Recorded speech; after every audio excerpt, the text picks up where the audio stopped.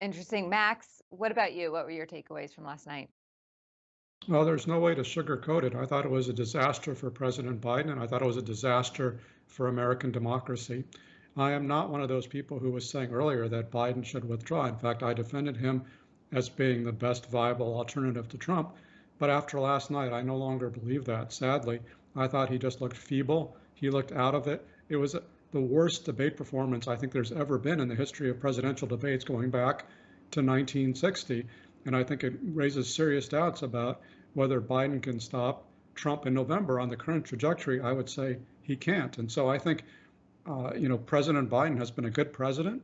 I think he is in control of his administration. I think overall he's done a good job.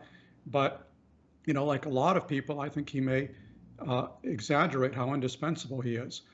There is a tendency, kind of like Ruth Bader Ginsburg, not hanging it up when she still had time. And I think there's that same danger with President Biden, that he thinks that he's the only guy who can beat Trump when it's obvious that on the current trajectory, he won't be able to do that. So I think, there need to be some long, hard conversations in the Biden household and within the senior ranks of the Democratic Party, because at this point, I would say the Democrats need a new nominee, and there's still a couple of months to find one. And I would suggest somebody like Gavin Newsom, the governor of California, or Gretchen Whitmer, the governor of Michigan, would be a much stronger candidate. And I think either one of those would present a very positive contrast with Donald Trump, who, as Jennifer and Dan pointed out, lied nonstop the whole evening and would not commit to accepting the results of the election. So I'm very alarmed that this convicted criminal and unrepentant insurrectionist could win another term as president.